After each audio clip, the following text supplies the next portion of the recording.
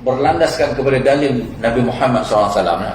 Bermula dalil yang menunjukkan atas berdosa mempermaki orang itu ialah sebagai hadis yang dikeluarkan oleh Abu Isa Tirmizi dengan katanya, An Abi Hurairah anna Rasulullah SAW al-mustabbani ma qala fa'ala al-badi minhuma ma lam ya'tadil mazluma. Diriwayatkan daripada seorang sahabat bagi Nabi SAW, namanya Abu Hurairah radhiyallahu anhu, bahwasanya Rasulullah SAW telah bersabda, ya, dua orang yang bermaki-makian itu bermula yang telah dikatakan oleh kedua orang itu akan dia, maka dosanya atas memulai mempermaki daripada keduanya, selama tiada mempermaki lebih orang yang kena maki dahulu itu. Yang maki pun berdosa, yang kena maki pun berdosa. Dua-dua berdosa. Kata Abu Isa Tirmizi, dan bab ini ada riwayat daripada Sa'ad ibnu Mas'ud dan Abdullah bin Al-Muhafal. Bermula ini hadis hasan lagi sahih. Mempermaki itu berapa dosanya? Adalah mempermaki orang itu dapat 3 dosa. 3 dosa. Allah. Adapun mempermaki orang itu dapat tiga dosa. Yang pertamanya dosa melanggar hukum Allah. Melanggar hukum Allah macam mana? Allah kata maki-maki itu berdosa. Tak kita seronok. Dan syaitan ni memanglah tuan-tuan, syaitan ni dia akan kacau anak cucu Adam ni, menghasut. Kita dengar macam suara-suara tu, dia kata hang ni elok, ni dia maki hang berjabu. Tu dia belum tambah kuah. Hang tak maki ke dia? Hang tak rasa apa? Kan? Tu syaitan tu. Bisikan syaitan tu. Orang kata hang macam-macam, hang boleh diam ke? Apa hang ni betul benda sangat? Dia pun kata ya juga, dia pun start balik. Kan? Berdosa. Kita boleh letak nombor 1 tu, kalau aku maki ni berdosa apa? Kan? Maka itu menjadi satu batu penghalang untuk kita. Dosa, takut dosa. Sebab apa? Kita ni orang lelaki khususnya setiap hari Jumaat kita diperingatkan Tok Khatib tu, tengok mimbar pun baru dah. Tok Khatib duk peringat apa? Ya ayyuhallazina amanu taqullaha haqqa tuqatih. Wahai orang beriman, asal nama beriman saja Allah pesan takutlah, bertakwalah kepada Allah. Orang yang bertakwa, rela bertakwa kepada Allah SWT, sudah pastinya bila dengar dosa ni takut, dia takut. Macam tuan-tuan dah takut dosa, kan? Takut dosa. Macam mana hal, macam mana pun cari juga kaedah, macam mana aku nak dapat pahala ni, kan? Nak dapat pahala ni Allah buat senang, kan? Pergi duduk dalam majlis ilmu, dengar pahala, dengar kan? Duduk. Sebab dalam majlis ilmu ni special, dan dalam majlis ilmu ni tuan-tuan tidur sandak tepi tiang pun dapat pahala. Tapi bukanlah kat sini, tiang sini, tiang seri tempat lain lah, dapat pahala juga. Andai kata mati syahid tu, tak percaya, try mati tengok. Itu keistimewaan yang Allah nak bagi. Punyalah mudah nak cari pahala, nak cari kebaikan, nak buat kebaikan. Sampai macam tu Allah buat. Tapi berapa ramai orang yang mampu, kan? Setengah orang semayang dah rajin, nak tunggu saya Allah ada makan macam panas jubong, contohlah, kan? Mesti nak balik, kan? Tak tahu aku dengar dia nak pergi apa, nak buat taklim kat rumah kan, kita kena berprasangka baik, tu. Yang pertama tadi apa? Dosa melanggar hukum Allah. Yang keduanya dosa mula mempermaki orang itu. Kan? Orang yang nak maki tu dapat dosa juga. Ketiganya dosa mempermaki. Allahu Akbar tu, kan? 3 dosa buta karya. Duk senang-senang dia dapat pahala, pada duk saja, kan? Orang maki bila kita duk istighfar ya Allah, kan? Kita tengah duk urut dada tu, kita lagi kuat syaitan main, kan? Kita pun istighfar, kita nak buatnya nak, kita belah terus, excuse me lah, hang cakap lah seorang-seorang kau nak pergi sana, kan tu.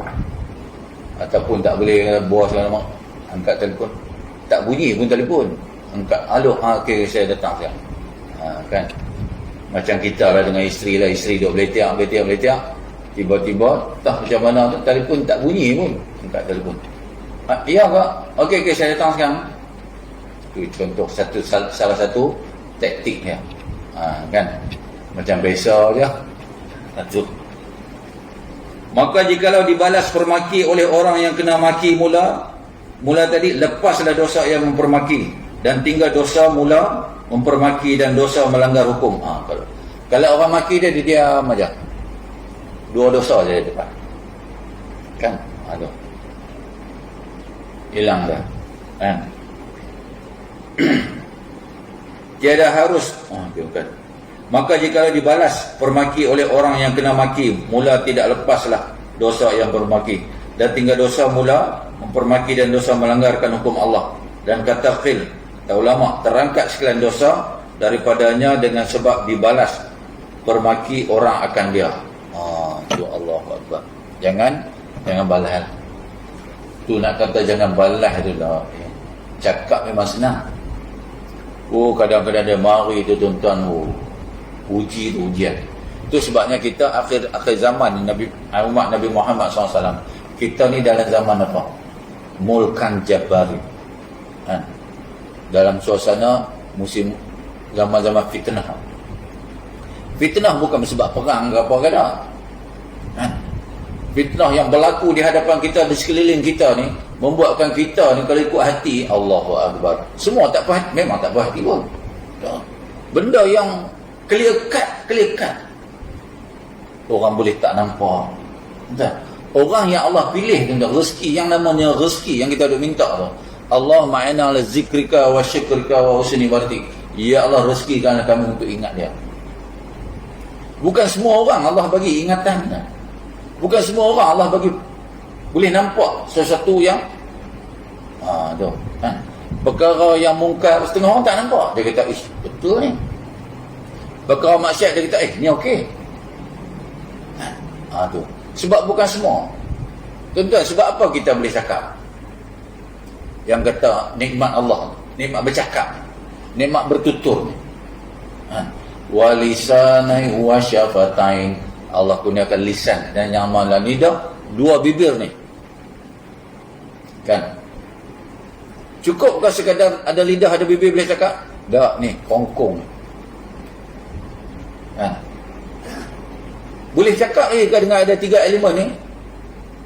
Sedangkan Allah kata nak cakap hampa hang nak kena ada ni. Dah. Boleh cakap lagi. Allah. Tu Allah. Kita boleh cakap sebab apa? Sebab Allah yang izinkan kita cakap. Haiwan ada tak macam manusia? Ada. Dia ada bibir, dia ada lidah, dia ada kongkong. Tapi kenapa tak boleh cakap? Allah tak izinkan dia. Nikmat tu dia tak dapat, kita dapat. Sama juga dengan nikmat memahami keadaan. Bukan semua orang dapat. Macam tuan-tuan nampak apa yang berlaku depan tuan-tuan nampak. Tuan-tuan nampak. Masa, ya Allah, saya cerita. Tapi Allah kata sabar. Kan? Balasan pasti akan mereka dapat. Siapa yang buat salah tak? Contoh. Kalau kita, kenapa Allah tak bagi berjudi? Tuan-tuan, ada satu hadis Nabi Muhammad SAW. Siapa yang berjudi ni, Allah akan tarik rezeki dia yang lain tu. Sepatutnya Allah tarik rezeki dia yang lain. Macam pagi-pagi lah kita duk sedekah subuh tu. Apa istimewanya sedekah subuh tu? Hanya di subuh hari saja ada dua malaikat yang Allah utuskan. Kok berdiri kat tabung tu kau. Duduk tu. Siapa yang bubuh duit dalam tabung tu, malaikat kata apa? Ya Allah, ampun kalau dosa dia, kau tambahlah rezeki dia yang dia telah infak. Kan? Satu. Rezeki ni bukan kata kita bagi bubuh RM10 sekali dapat 100 dah. Itu kita punya anggapan kita macam tu. Ni aku bagi 10 dapat 100 kan. Allah janji benda. Rezeki ni tuan-tuan, Allahu Akbar. Macam-macam Allah bagi. Kesihatan kan. Tengah-tengah nak ni, kita nak pergi musafir, jalan senang, laluan senang, dapat Allah, dapat macam-macam kan. Tu orang lain sakit, kita okey kan, macam tu. Tu rezeki lah tu. Tetapi pada manusia, kalau kata rezeki ni dia kira duit saja kan? Apakah dengan duit tu kita jadi bahagia? Contoh, berapa ramai orang yang banyak duit dia bahagia? Tak bahagia juga kan. Duit tidak boleh membawa kebahagiaan. Ada juga duit tidak boleh bawa mati, tapi nak mati pun kena ada duit kan, pengurusan. Cina tuan-tuan, kalau nak mati paling common 10,000 dia kena ada. Kita ni tidak okey lah kan, ada akhirat kematian 10,000. Nak beli tanah apa lagi, Allahu Akbar tu kan. Allah buat kita ni senang. Agama lain nak berdoa kena pergi tokong dia, nak pergi menghadap Tuhan dia, sebab dia percaya tu dia Tuhan dia. Tempat lain tak ada Tuhan dia. Kita ni di mana saja, umat Nabi Muhammad SAW khususnya Islam, sujudlah kat mana pun, jangan di tempat-tempat kotor sudah. Sujudlah, doa dah, insya-Allah makbul. Da'uni astajib lakum, kata Allah. Yang berdoa aku makbulkan, Allah pasti makbul kan. Habis. Mempermaki seorang kerana membalas makian orang itu, adakah harus pada syarak? Kata Imam Nawawi rahimahumullahu ta'ala dalam syarah Muslim, tiada harus bagi orang yang kena maki itu mempermaki, membalas maki orang yang mula mempermakinya. Tiada harus membalas, melainkan seumpama makinya jua, lain daripada kalam bohong atau kalam tuduh atau memaki tok nenek. Seperti dibalas maki dengan kata hai zalim, hai bodoh, hai keras kepala dan barang yang seumpamanya. Kerana sifat-sifat ini hampir-hampir tiada lepas daripada seseorang bersifat dengan dia. Tu sebab apa? Sifat manusia macam tu. Ada tak malas, ada tak orang cerdik, ada tak keras kepala. Kerana sifat-sifat itu hampir tiada lepas daripada seorang bersifat dengan dia. Bersalahan dengan maki kalam bohong, seperti dikatanya hai gila, hai buta perut, hai anjing, hai babi, hai kaldai, maka iaitu tiada harus ia begitu juga mempermaki akan dia dengan tuduh, seperti dikata hai anak gampang, hai pencuri, hai tahi arak. Tu dia itu tak tahi arak pun kita macam-macam kan. Dan sebagainya tiada harus jua. Dan tiada harus dibalas maki dengan menyebut tok neneknya dan emak bapaknya, seperti dikata babi kamu dan tok nenek kamu kan, dan lain-lainnya. Maka hendaklah balas maki itu lain daripada yang dilarang itu, satu balas satu saja. Jika tidak, nescaya mendapat dosa pula. Tu kan, macam kita bertengkar kan. Bertengkar, ada hadis Nabi Muhammad SAW, kalau kita ni dalam keadaan yang menang, fakta yang menang kan? Orang main bertengkar, orang maki kita, orang kata apa hang ni macam ni, sebenarnya kita ada, dan kita ada proof, ada bukti kan? Walaupun kita ada bukti, Nabi kata apa? It's better to back off.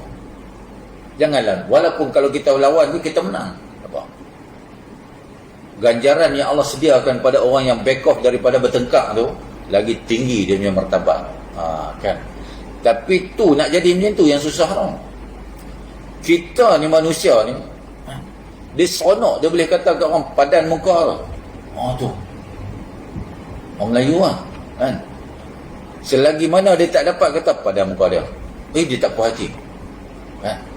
Tu nak ni. Jadi Nabi kata jangan melayan perasaan yang macam tu. Nak bendung tu yang perlu kepada takwa tau. Yang kita duk dengar selalu tu, ittaqullah tu kan. InsyaAllah kan. Tu yang kita kena minta tu. Apa-apa pun tuan-tuan, kita nak dapat kekuatan yang macam tu, relate kepada pula macam mana nak dapat kekuatan macam-macam tu. Nak menghindarkan ni, nak membendung ni. Tu yang kita bangun malam tu, tahajud no. Jiwa ni, jiwa, ketahanan jiwa ni. Marilah apa pun tuan-tuan. Jadi tuan-tuan, ada tak tuan-tuan, ada satu watak di Malaysia ni, hang katalah apa kat dia pun tuan-tuan relax. Dia tak ada nak balas balik tu. Nak cari jiwa macam tu tuan-tuan, oh bukan senang. Bukan sehari dua punya mujahadah. Kan? Nak macam tu, mujahadahnya kena kuat. Kita ni pun pagi ni mujahadah, bukan mujahadah lah. Nak bangun pagi tuan, tapi tuan-tuan tak apalah. Tuan-tuan ni dah dalam kategori alah bisa tegal biasa. Kan? Dah boleh dah pukul 3, pukul 5, pak, mata tu dah macam set dah, walaupun tak bubuh alam keluar. Tuan-tuan pun kan? Dan Datuk Bilal pula, dia pukul 5 dia mesti kejut kan? Ataupun pukul 4.30 tu. Kalau dia terkejut pukul 5 tu tuan-tuan, pukul 4.30 ke 4.45, jangan duk try pejam balik lah. Mau pejam tu, sayu pula. Tak apa, siap 5 minit, siap 5 minit. Dia tak jadi macam 5 minit. Jadi 50 minit. Bangun, terjun katil kita, ngelupak. Oh Allah. Kan? Mana kita kalau terkejut tu, mana Allah kejutkan kita tu. Cuma Allah tak beritahu, Syekh. Mangkitlah solat tahajud. Tu cerita dia. Kadang-kadang kita macam rasa nak terkencing tu lah. Macam siapa yang bagi rasa nak terkencing? Allah Ta'ala. Dia nak latih kita tu. Tapi kita dah rasa, aku ni sakit macam nak terkencing tu. Kita pun buat tak tahu. Allah Ta'ala ajak ni tuan-tuan. Kita ni tak ada lah wahyu dah. Kita tak ada lah malaikat kan. Ada satu ulama tasawuf yang makam tinggi kan. Nama dia siapa? Syekh Aziz Al-Matam kan. Satu hari dia tengah beribadat, dia rajin beribadat. Malaikat datang kepada dia. Dia pun kata, wahai ahli ibadah, kenapa engkau ni sibuk beribadah? Sedangkan aku tengok di Lauh Mahfuz tu, catatan yang Allah telah mencatatkan kau ahli neraka. Tu malaikat beritahu ni. Dia kata dekat malaikat, aku beribadat ni bukan sebab aku nak cari syurga dah. Bukan sebab aku nak kenal masuk syurga. Aku nak cari Allah SWT. Aku nak dekatkan diriku dengan Allah. Kan? Aku nak redha Allah ya. Aku tak pedulilah neraka ke syurga ke, itu bukan malah selamat aku. Faham?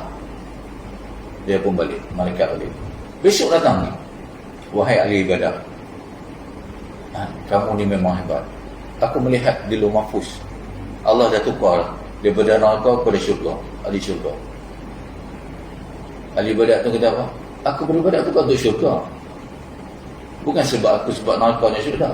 Aku redha Allah. Tu kata, kita ni nak redha Allah. Kalau kita beribadat disebabkan sesuatu, contoh syurga ke, nak ambil perhatian ke, ataupun nak bagi orang tengok, oh, yang ni bagus ni, boleh lantik jadi pemimpin ni, kan? Tuan, manusia ni dia tak uji lagi. Tok Imam ni, ataupun siapa-siapa yang ahli ibadat, dia tengok, oh dia ni boleh ada ciri-ciri kepimpinan yang bagus ni, tak pun lantik dah. Dan bila Allah uji tuan-tuan, kita ni tak boleh, kita ni Allah tak uji lagi. Kalau Allah uji orang bagi duit kita selambak, gagap kita pun. Kita pun dia fikir di kita pun, dia pun kata, ni sekali semua hidup tau, lepas ni kau tak dapat dah, ambil lah. Kita pun dia fikir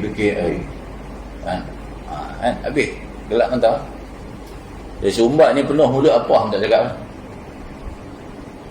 Tu yang kita takut tuan-tuan. Tak apalah, kita minta ke Allah, biar Allah yang buat kita macam ni. Rajin main subuh ada, zuhur ada, cukup. Sebab kita rata-rata dalam ni tuan-tuan, semua dah habis dah. Nikmat Allah semua dah kita rasa. Ni ke belakang kita dah rasa habis nikmat Allah, semua dah rasa. Nak tunggu nikmat apa lagi? Kita cuma harap nikmat mati besok, nikmat boleh dapat kalimah la ilaha illallah tu je. Tu. Nah, berpindah kita ke alam yang namanya alam barzakh ni tuan-tuan, we do not know what is going to happen. Kita minta akhir kalam la ilaha illallah tu je. Sebab Nabi kata apa? Man qala ilaha illallah dakhala jannah tu je. Dengan satu kalimah tu, minta tu. Nak kalam, nak sebut kalam tu pun tuan-tuan, Allah tak rezeki tak dapat ya.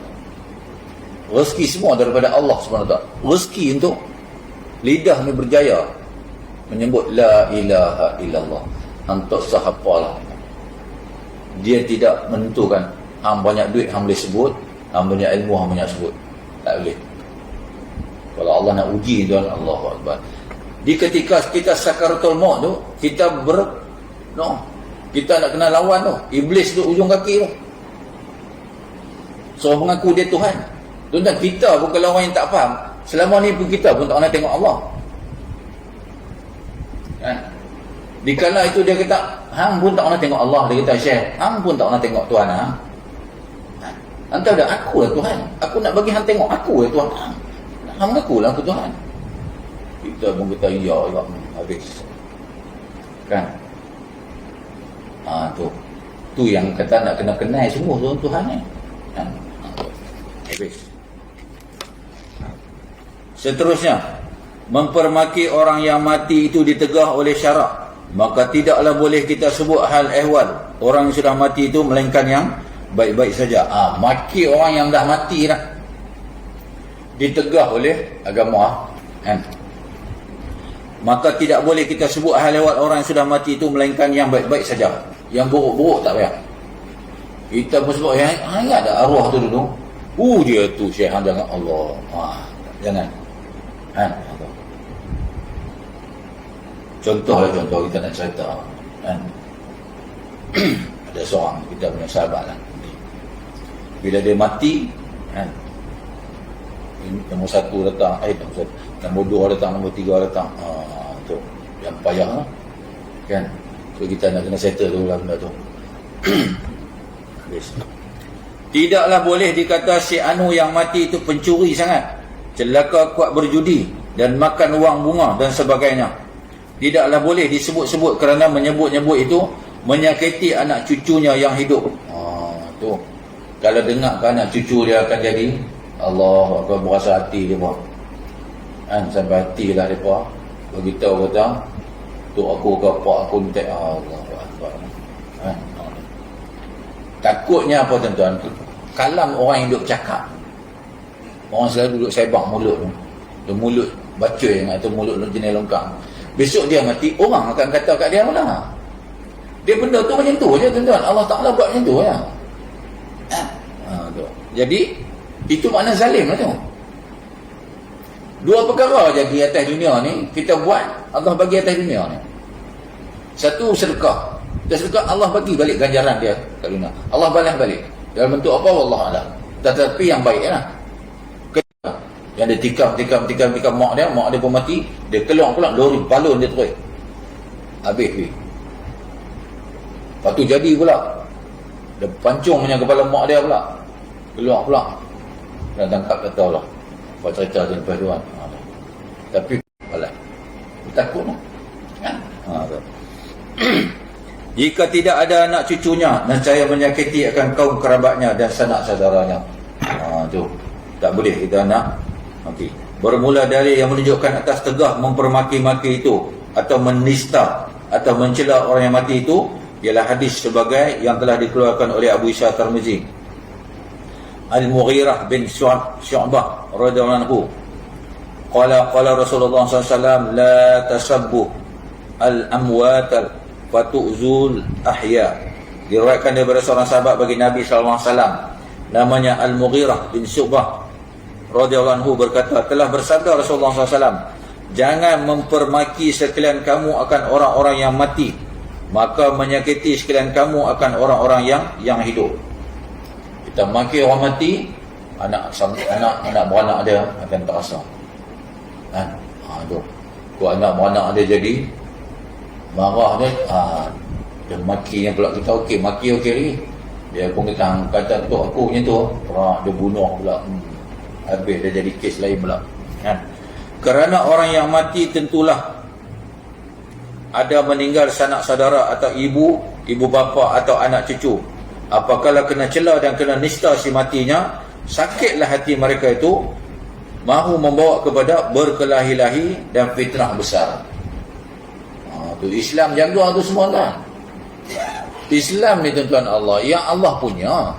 Allah cipta manusia, Allah tahu manusia ni hati budi dia macam mana. Perangai akhlak kelaku macam mana, sifat macam mana. Allah tahu semua tu. Kan? Tu Allah buat satu garis pandu ni. Jangan macam ni, jangan macam ni, jangan ni. Untuk menjadikan keharmonian, apa tu, menjaga keharmonian, kestabilan, apa semua tu. Janganlah buat benda-benda macam ni. Allah ajar. Kan? Itu sebab kenapa Allah turunkan Nabi Muhammad sallallahu alaihi wasallam. Qul in kuntum tuhibbunallaha fattabi'uni yuhibbukumullah. Allah kata apa? Ya Muhammad, kenalkan kamu, kemudian kenal aku. Nabi Muhammad sallallahu alaihi wasallam, tuan, Allahu akbar. Kan? Nabi tahu tak cerita bahawasanya cucunya nanti Sayyidina Hasan wafat diracun oleh isteri dia. Sayyidina Husain wafat dipancung kepala dia. Kan? Sayyidina Ali wafat dibunuh oleh siapa? Abdul Rahman bin Muqad, seorang hafiz Al-Quran. Nabi tahu semua ni. Nabi tahu Muawiyah satu hari nanti akan berkelahi dengan Sayyidina Ali. Tahu semua. Ada hadis Nabi kata apa? Nabi kata qada dan qadar hanya akan berubah dengan doa. Kenapa Nabi tak doa? Banyak insiden-insiden yang mana Nabi patut doa, tapi Nabi, sampai Jibril pun tanya, ya Rasulullah, tak mau doa kau? Tak mau kan ni Allah utus ni dua malaikat yang jaga jibal, yang jaga gunung ni, nak angkat tu, nak hempuk atas kaum Taif ni. Tak mau lah. Dia orang buat hang macam-macam ni. Malaikat ni tuan, malaikat sudah provoke. Nabi Muhammad SAW punya geramnya. Ya Muhammad, hang tak mau buat ke dia pun. Macam kita kalau orang provoke, macam bergaduh kan. Dia ni pegang seorang, dia tu pegang seorang. Bila pegang tu, yang dia nak pergi tu, lepas tengok. Kan? Bila kita pegang tu, dia punya nak pergi tu, macam ya sangat, macam kuat sangat, lepas pergi. Pandak sangat pergi lah.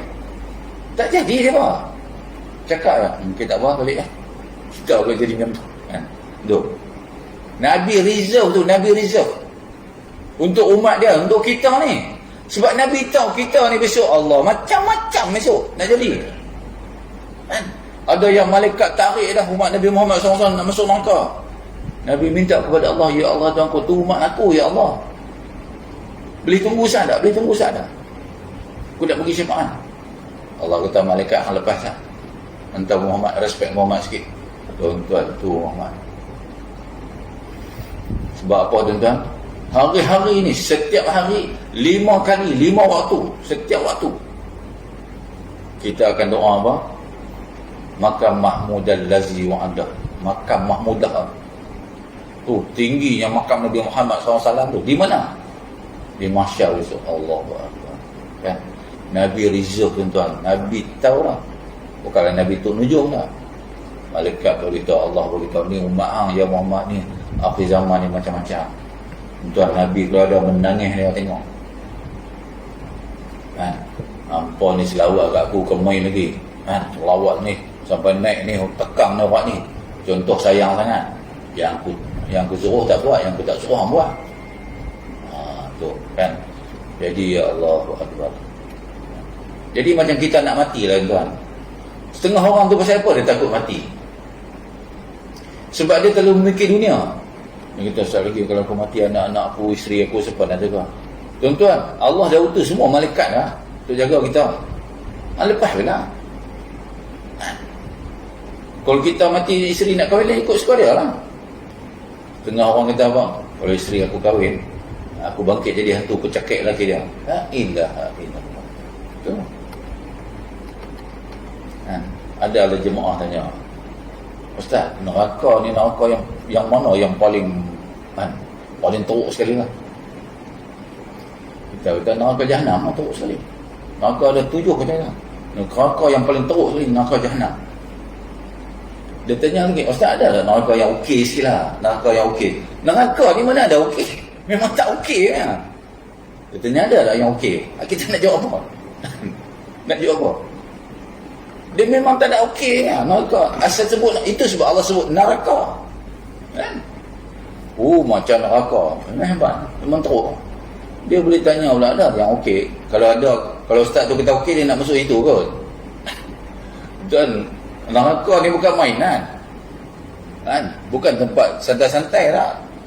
Bukan macam di gurun Padang Pasir dia ingat kot, panas macam Padang Pasir. Dah 1000 kali ganda matahari, kan? Matahari yang duk ada ni besok dengan tiupan satu sakakala tu, tiupan tu runtuh habis. Allah buat lain pula matahari. Kita ni pun, jasad kita ni pun, yang ni hancur, bakal hancur. Hari yang ketiga hancur dah. Duduk dalam tanah tu hancur, kan? Habis. Besok nak bangkit daripada kubur tu, nak pergi Padang Mahsyar, jasad yang lain pula. Jasad tu besok dia akan jadi sebesar-besar 60 hasta tu pula. Ketika mana jadi 60 hasta jasad kita? Kita ni besok ketika mana? Ketika nak terima buku amalan tu. Kita semua 60 hasta. Besar Nabi Adam dulu tu. Allahu Akbar tu. Kita pun tengok. Ha? Kalau macam-macam ni tuan-tuan, tak tahulah.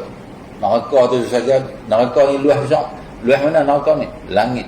Seluas langit dan bumi. Ada kutu nakai tanya lah pula. Bila kita kata, dia tanya syurga ni sak mana Ustaz? Seluas langit dan bumi ya? Habis pun neraka kat mana pula? Allahu Akbar. Kan? Dia tanya tu dua je. Satu dia memang tak tahu, atau satu nak test Ustaz ni. Macam mana Ustaz ni? Kata dia okey. Mana perginya siang ketika datangnya malam? Dia tak boleh jawab. Kan? Tu. Allahu Akbar. Habis atau? Kerana orang yang mati tentulah akan meninggalkan sanak saudara, apabila kena cela dan kena nista. Si mati sakitlah hati mereka itu, mau membawa kepada berkelahi dan fitnah besar. Sikit lagi masalah yang lain. Bermaki-maki itu dua syaitan yang berlawan, yakni semacam dua syaitan berjuang-juang, lidah mengeluarkan cakap busuk dan mencabul dan sebagainya. Orang maki ni dua orang ni, dua-dua tu macam syaitan. Tu kata tuan kitab ni, kan? Demikianlah tersebut dalam hadis yang datang riwayatnya daripada seorang sahabat Nabi namanya Iyad bin Himar radhiyallahu anhu. Katanya telah berkata aku pada Nabi SAW, ya Rasulullah, sungguhnya seorang lelaki daripada kaumku mempermaki aku, padahal ia satu orang yang kurang bangsanya daripada aku. Adakah salah hamba jika hamba balas makinya itu? Jawab Rasulullah SAW, al-mustabanun syaitanani yata'awanani wa yatahatara. Bermula dua orang yang bermaki-maki itu seolah-olah dua syaitan yang bertolong-tolong keduanya dan berleceh-leceh keduanya, masing-masing mengeluarkan cakap busuk dan huduh keji. Orang yang maki itu dua-dua syaitan, kata Nabi Muhammad SAW. Seorang ni bantai, seorang tu balas, seorang ni bantai, kan? Jadi untuk mengelakkan kita daripada masuk dan kategori syaitan tu, belah tu, cepat-cepat, kan? Jangan imbuh lah. Bermaki-maki itu haram, kata Imam Nawawi rahimahullah di dalam syarah Muslim. Mempermaki seorang muslim itu dengan tiada sebenarnya haram, ia dengan ijma' al-ummah. Dan orang yang mempermaki itu fasik. Orang yang suka maki ni fasik ni. Fasik ni tak boleh jadi wali nikah pun. Takut keturunan dia besok. Tu jangan main-main nak jadi wali ni. Dengar nama wali, oi wali ni sedap ni. Wali nikah je. Nak jadi wali nikah pun tak boleh fasik. Kan? Tu. Jangan sonok-sonoknya. Kan? Sebagaimana dalam hadis yang dikeluarkan oleh Abu Isa Tirmizi, yang bermaksud diriwayatkan daripada seorang sahabat bagi Nabi SAW, Abdullah bin Mas'ud radhiyallahu anhu, katanya telah bersabda Rasulullah SAW, maki-makian muslim itu fasik, yakni keluar daripada taat Allah dan Rasulnya, dan perang sama-sama Islam itu kufur. Perang sama-sama Islam itu kufur. Kan? Jadi hendaklah kita hindarkan. Berperang sama Islam itu adalah jadi kafir. Kata Imam Nawawi rahimahullah, adapun berperang-perang sama Islam dengan ketiadaan hak itu, maka tiada kufur dengan sebabnya di sisi Allah, di sisi al-haq, akan sebagai kufur yang keluar dengan dia daripada agama. Tu perang sama-sama Islam, kan? Tidaklah terkeluar daripada agama lagi. Sama juga orang yang tak semayang, kan? Kalau sekadar dia kata dia percaya rukun Islam, rukun iman, dia percaya, kan, bahawa solat itu wajib tapi dia tak semayang, kan? Itu yang jadi iman dia sebesar zarah lah. Dia berdiri di atas tiket Islam. Sehinggalah dia mengatakan apa, kalau kita ajak dia, kan, hampa semayang ni buat apa? Bukan wajib pun. Tu gugur dia. Tu yang takut. Contoh isteri kita ni kadang-kadang mulut dia kena jaga dia, kan? Allahu Akbar. Kadang-kadang dia menzahirkan kekafiran dia tu, kan? Dia kata apa? Syurga murga aku tak kira. Tuan, tu jangan main, kan? Kalau dia kata kahwin ikut Nabi ya, awak dia kata awak ya, jenis pikawat lah. Tuan-tuan, itu sebab kita kalau ni tu belah tak payah lawan lah dengan perempuan ni. Dia peluru pun banyak, kan? Nak mengelakkan dia daripada syirik. Kadang-kadang dia nak suka puas hati dia ya. Tu yang kata perempuan, kenapa Allah buat macam tu? Ujian kepada lelaki tu. Habis sikit lagi. Maka apabila tetaplah hadis ini, maka dikata orang pada takwil hadis ni dan masalah itu beberapa pendapat. Satu, bahasanya kufur dengan sebab menghalalkannya, kan? Dia kata apa? Haram ni, mana ada haram, aku minum tak mabuk pun. Tu, kan? Dikendaki dengan kufur pada hadis itu, yakni kufurkan ihsan dan nikmat dalam persaudaraan Islam, bukanlah kufur juhud, cakap perang adalah, kan? Kembali ia kepada kufur sebelah sebab celakanya mulut kadang-kadang tu, Allahu Akbar, kan? Bahasanya ia sebagai fi'il orang kafir, tu kafir besar, kan? Jadi wallahu alam. Cerah pun kalau subuh ni tak boleh lama sangat, daripada gelap timbul cerah berhenti. Tu dia punya tu, kan? Tahap dia. Wallahu alam. Sekadar itu dulu yang dapat kita kongsi, insya-Allah panjang umur, murah rezeki tuan-tuan, moga-moga diberikan kefahaman. Kita sudahi dengan tasbih kafarah dan salawat subhanallah bihamdika asyhadu an la ilaha illa anta astaghfiruka wa atubu ilaik. Bismillahirrahmanirrahim. Wa sallallahu ala fi allazina amanu wa amilus solihat wa tawassaw bil haqqi wa tawassaw bis sabr. A'udzu billahi samil 'alim minasyaitonir rajim. Bismillahirrahmanirrahim. Wal aqibatu lil muttaqin wa la 'udwana illa 'alal zalimin. Wassalatu wassalamu ala asyrafil anbiya'i wal mursalin wa ala alihi wasallam. Raditu billahi rabbil islami dinan wa bi Muhammad ya rasulullah. Ya Allah, ampun dosa kami, dosa kedua ibu bapa kami, dosa seluruh kaum muslimin dan muslimat, dosa pasangan kami dan anak-anak cucu kami. Allah, ya Allah, hindarilah kami dan jauhilah kami daripada wabak yang sedang melanda kami ni, ya Allah. Ya Allah, andainya Engkau matikan kami, matikanlah kami dengan kalimah la ilaha illallah. Masukkanlah kami dalam syurga-Mu tanpa hisab, ya Allah. Rabbana atina fid dunya hasanah wa fil akhirati hasanah wa qina adzabannar. Wa sallallahu alaihi wa sallam Muhammad wa ala alihi wa sahbihi wa sallam. Alhamdulillah, taqabbalallahu minkum.